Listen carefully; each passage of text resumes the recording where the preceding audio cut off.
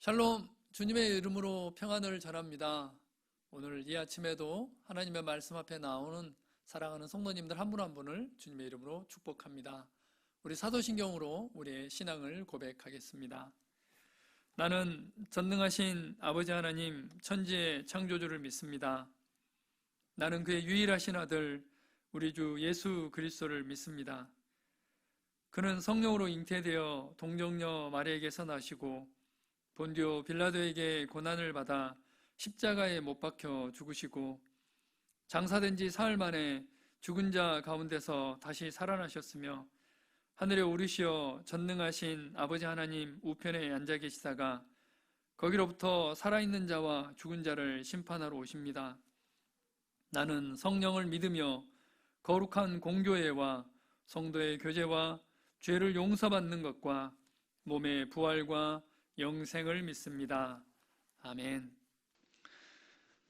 찬송가 455장으로 함께 찬양하시겠습니다. 찬송가 455장 주님의 마음을 본받는 자 함께 찬양하시겠습니다.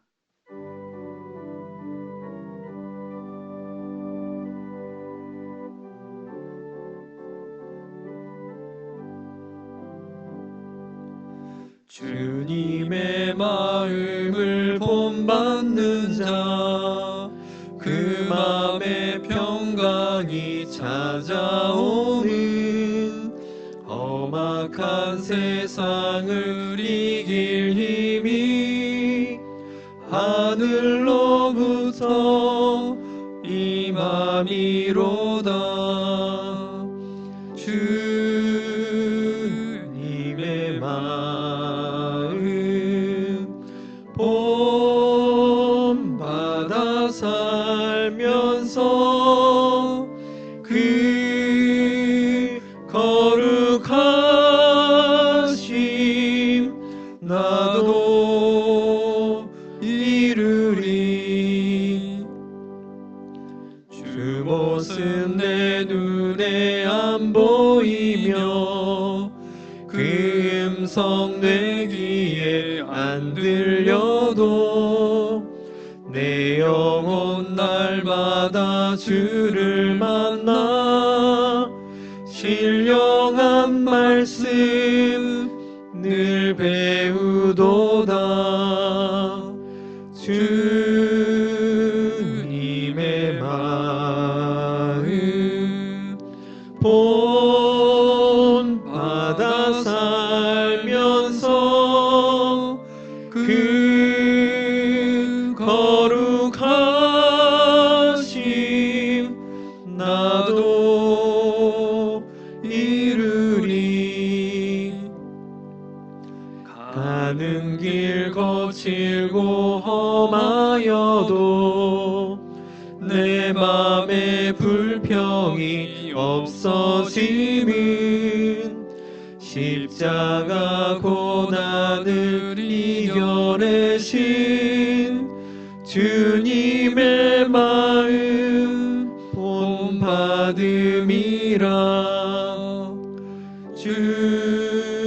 주님의 마음 본받아 살면서 그 거룩하심 나도 이루리.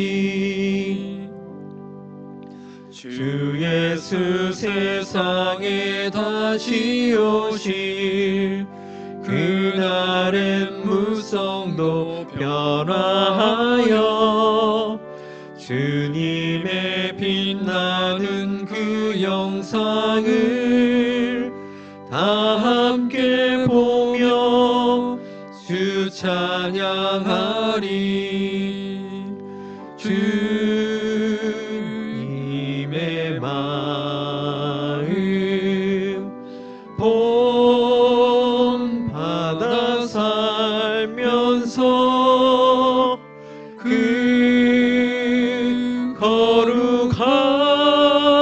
거룩하심 나도 이루리.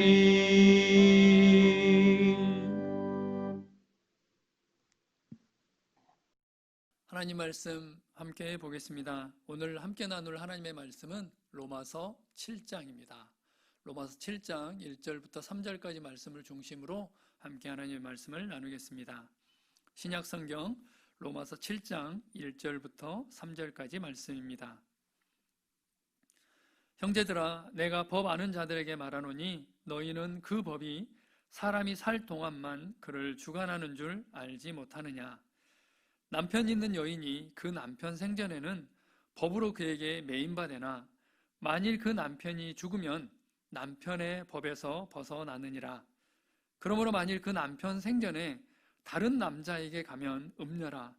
그러나 만일 남편이 죽으면 그 법에서 자유롭게 되나니 다른 남자에게 갈지라도 음녀가 되지 아니하느니라.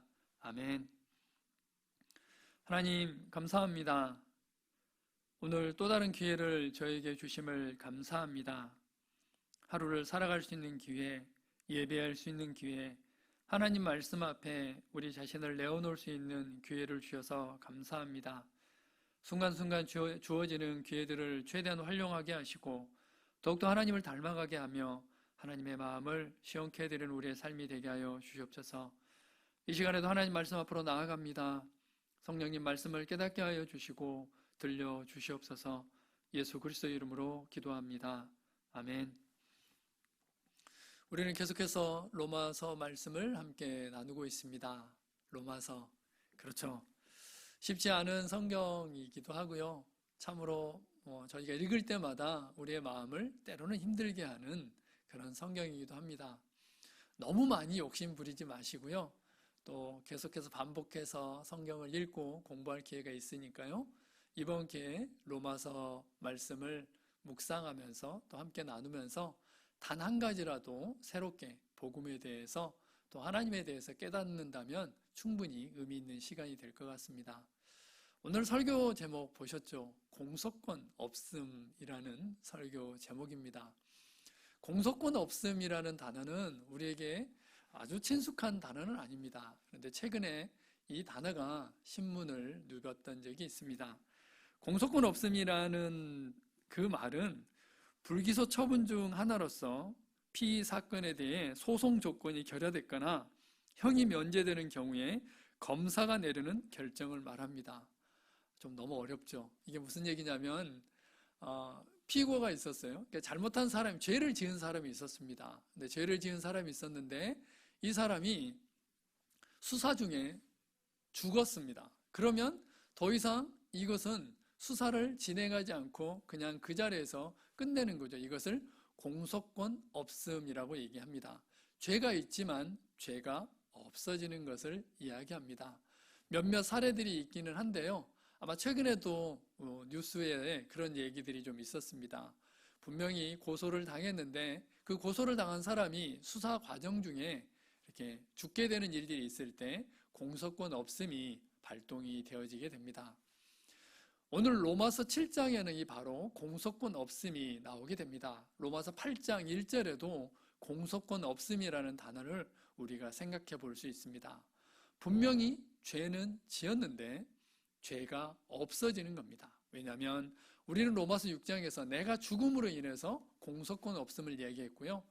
로마서 7장에서는 사도 바울은 이제 또 다른 비유를 들어서 공소권 없음을 얘기하고 있습니다. 우리가 함께 읽었던 7장 2절과 3절 말씀에는 바로 아내 얘기가 나옵니다. 남편 있는 아내가 바람을 피우면, 간음을 행하면 그 사람은 죽게 되어 있습니다. 그런데 남편이 죽으면 이 사람이 다른 데 시집을 간다 할지라도 그것은 법적으로 문제가 되지 않는다는 것을 사도 바울은 그 예를 들어서 우리와 율법, 또 우리와 죄 사이를 설명해 나가고 있습니다. 사도 바울은 레위기 20장 10절 말씀에 있는 누구든지 남의 아내와 간음하는 자, 곧 그의 이웃의 아내와 간음하는 자는 그 간부와 음부를 반드시 죽일지니라. 처녀인 여자가 남자와 약혼한 후에 어떤 남자가 그를 성읍 중에서 만나 동침하면 너희는 그들을 둘 다 성읍 문으로 끌어내고 그들을 돌로 쳐 죽일 것이니, 율법에 의하면 간음한 여인은 바로 돌로 쳐 죽이게 되어 있습니다. 그러나 로마서 7장 2절과 3절 말씀에는 만약에 남편이 죽었다면 이것은 법적으로 공소권 없음이 된다라는 것을 이야기하고 있습니다. 이 비유를 들어서 사도 바울은 우리에게 이야기합니다. 율법, 그리고 죄, 이 모든 것들이 바로 우리에게는 공소권 없음으로 된다는 사실입니다. 로마서 8장 1절 말씀입니다. 그러므로 이제 그리스도 예수 안에 있는 자에게는 결코 정죄함이 없나니. 우리가 너무나 잘 알고 있는 말씀이고요. 많은 분들이 암송하고 있는 구절입니다. 이 정죄함이 없나니라는 이 말씀이 공소권 없음입니다. 정죄라는 것은 우리가 재판장을 생각해 보면 판사가 있고 변호사와 검사가 있는데 이 검사가 하는 일이 그렇습니다.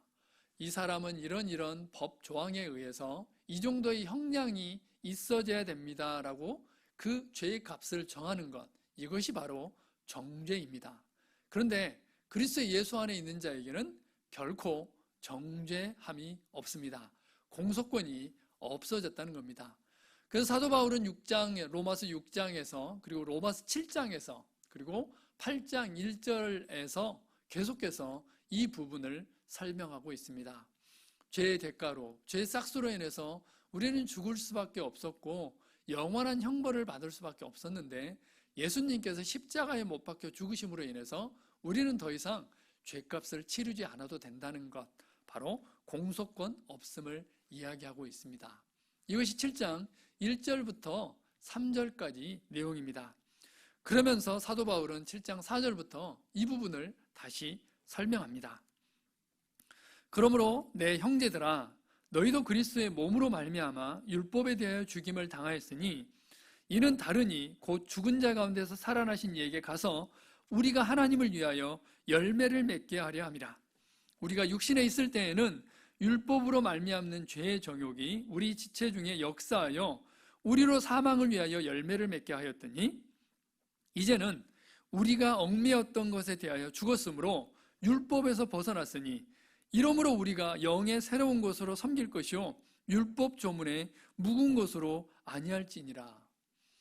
로마서 7장에 있는 표현을 빌자면 7장 2절과 3절 말씀에 본래 있던 남편, 율법 남편이 있었습니다. 그런데 이 율법이 죽었어요. 죽고 새로운 남편과 결혼을 했습니다. 누구냐면 바로 은혜, 예수 그리스도와 결혼을 하게 됐습니다.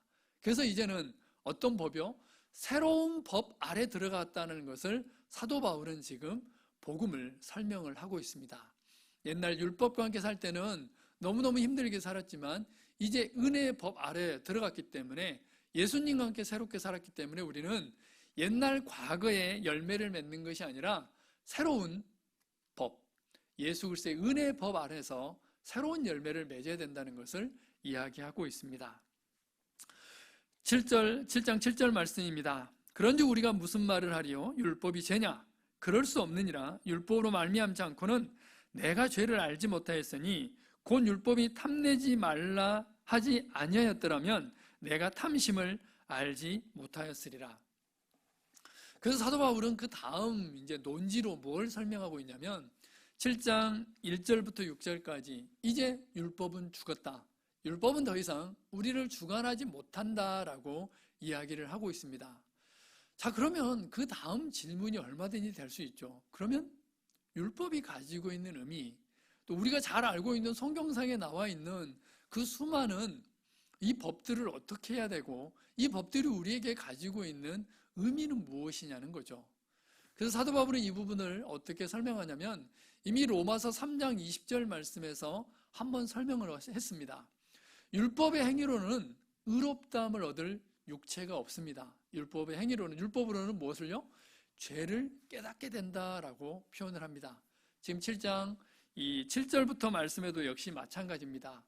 이 율법이 가지고 있는 의미는 바로 우리가 죄인임을 깨닫게 하고 우리가 죄인이기 때문에 어쩔 수 없구나, 내가 하나님 앞에 나아가야 되겠구나라는 것을 생각하게 한다는 거죠. 이것을 사도 바울은 갈라디아서 3장 23절과 24절에도 역시 이야기를 합니다. 갈라디아 3장 24절과 25절 말씀 보면 이 개역 개정판 말고 옛날 개역 성경에는 몽학선생이라는 단어가 나옵니다. 이 율법이 뭐냐면 몽학선생이라는 거죠. 개역개정판에서는 이 초등교사, 초등학문 이렇게 나오는데요. 이 몽학선생은 어떤 사람이냐면 로마 시대, 그러니까 사도 바울이 살았던 시대에 이 귀족의 자제들을 돕는 이 노예를 뭐라고 얘기해요? 몽학선생이라고 얘기합니다. 몽학선생은 뭐 하는 사람이냐면 그 주인의 아들을 어디까지요? 학교까지 데려다 주는 사람. 이 사람이 몽학선생입니다. 이는 노예의 한 사람이었고요. 그래서 이 사람은 가르칠 수 있는 것이 아니고 어디까지만? 학교까지만 데려다 주는 그 일을 하는 노예였습니다. 즉 율법이 우리를 하나님의 은혜로 인도하는 하나님 앞에까지 데려다 주는 그 역할을 했다는 거죠. 그런데 그 이상의 역할은 아니라는 거죠. 7장 10절 말씀입니다. 7장 9절과 10절 말씀인데요. 전에 율법을 깨닫지 못했을 때는 내가 살았더니 계명이 이름에 죄는 살아나고 나는 죽었도다. 생명에 이르게 할 그 계명이 내게 대하여 도리어 사망에 이르게 하는 것이 되었도다. 율법의 역할이 여기까지라는 거죠. 이제는 그 율법을 통해서 우리가 죄인임을 깨닫고 하나님 앞에 나아가서 우리는 새로운 법, 은혜의 법 아래로 나아가야 된다는 사실입니다. 그러면서 사도 바울은 고백합니다. 내 안에 이 두 가지 법이 끊임없이 싸운다. 하나님을 기쁘시게 하고 그 은혜의 법에 그 열매를 맺으려고 하는 나에게 또 한 가지, 과거에 나를 얽매였던 그 죄된 본성이 살아있음을 고백하게 됩니다. 7장 18절 말씀입니다. 내 속 곧 내 육신에 선한 것이 거하지 않느냐는 줄을 아노니 원함은 내게 있으나 선을 행하는 것은 없노라. 내가 원하는 바 선은 행하지 아니하고 도리어 원하지 아니하는 바 악을 행하는도다. 이것은 사도 바울의 고백뿐만이 아니라 바로 우리의 고백이기도 합니다. 이제 예수님을 믿고 영접해서 하나님의 자녀가 되었습니다. 그래서 예수님 영접하면서 이 모든 것이 끝날 줄 알았어요. 나의 죄된 본성과 죄된 습성과 죄를 사랑하는 그 마음이 다 없어질 줄 알았는데 은혜의 법 아래 들어갔음에도 불구하고 끊임없이 내 마음 가운데는 죄를 사모하는 마음이 있고요. 또 이 죄된 본성이 살아있다는 거죠.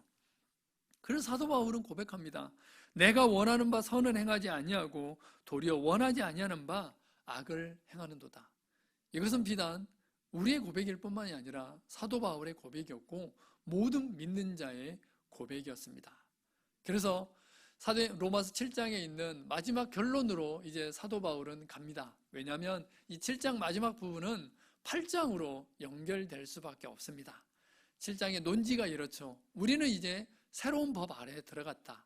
은혜의 법 아래에 들어갔다. 율법은 더 이상 우리를 주관하지 못한다. 왜냐하면 그 남편이 죽어서 죽은 남편이 우리를 주관하지 못하듯이 율법이 죽었기 때문에 우리를 주관하지 못한다는 거죠. 자, 그러면 새로운 법 아래에 들어갔으면 거기서 열매를 맺고 새로운 법 아래서, 은혜의 법 아래에서 살아야 되는데 막상 살아보니까 과거의 내가 계속해서 살아있는 거예요. 자, 그러면 이걸 어떻게 해결할 거냐? 사도 바울은 고백합니다. 그러므로 내가 한 법을 깨달았노니 곧 선을 행하기 원하는 나에게 악이 함께 있는 것이로다. 내 속사람으로는 하나님의 법을 즐거워하되 내 지체 속에서 한 다른 법이 내 마음의 법과 싸워 내 지체 속에 있는 죄의 법으로 나를 사로잡는 것을 보는도다. 사도 바울의 위대한 고백입니다. 오호라, 나는 공고한 사람이로다. 이 사망의 몸에서 누가 나를 건져내랴. 우리 주 예수 그리스도로 말미암아 하나님께 감사하리로다. 그런즉 내 자신이 마음으로는 하나님의 법을, 육신으로는 죄의 법을 섬기노라. 사도 바울의 탄식일 뿐만이 아니라 이것은 바로 우리의 탄식이기도 합니다. 오호라, 나는 공고한 사람이로다. 이 사망의 법에서 누가 나를 건져내랴. 사도 바울은 치열하게 자기의 내면 안에서 선과 악이 싸우고 있는 것을 발견하게 됩니다. 선을 추구하고 선한 열매를 맺기를 원한 마음이 있는 반면에 끊임없이 악이 고개를 들고 있는 것을 보게 되었습니다. 이 두 가지 마음이 싸울 때 성경은 우리에게 얘기합니다. 오직 너 하나님의 사람아, 이것들을 피하고 의와 경건과 믿음과 사랑과 인내와 온유를 따르며 믿음의 선한 싸움을 싸우라. 영생을 취하라. 이를 위하여 내가 부르심을 받았고 많은 증인 앞에서 성하는 증언을 하였도다. 그래서 믿음의 선한 싸움을 싸우라라고 이야기합니다. 또 갈라디아서 5장에는 이 두 가지 싸움을 얘기합니다. 내가 이르노니 너희는 성령을 따라 행하라. 그리하면 육체의 욕심을 이루지 아니하리라. 육체의 소욕은 성령을 거스르고 성령은 육체를 거스르나니 이 둘이 서로 대적함으로 너희가 원하는 것을 하지 못하게 하려 함이니라. 우리의 마음의 상태를 너무너무 잘 표현해 주고 있습니다. 사도 바울도 역시 우리 마음의 상태를 너무너무 잘 표현했습니다. 선을 행하기 원하는 마음, 그럼에도 불구하고 내 마음 가운데 있는 악을 따라가는 마음, 악을 행하고 있는 우리 자신을 발견하게 됩니다. 이제 사도 바울은 이 논지를 마지막으로 8장으로 넘어가게 됩니다.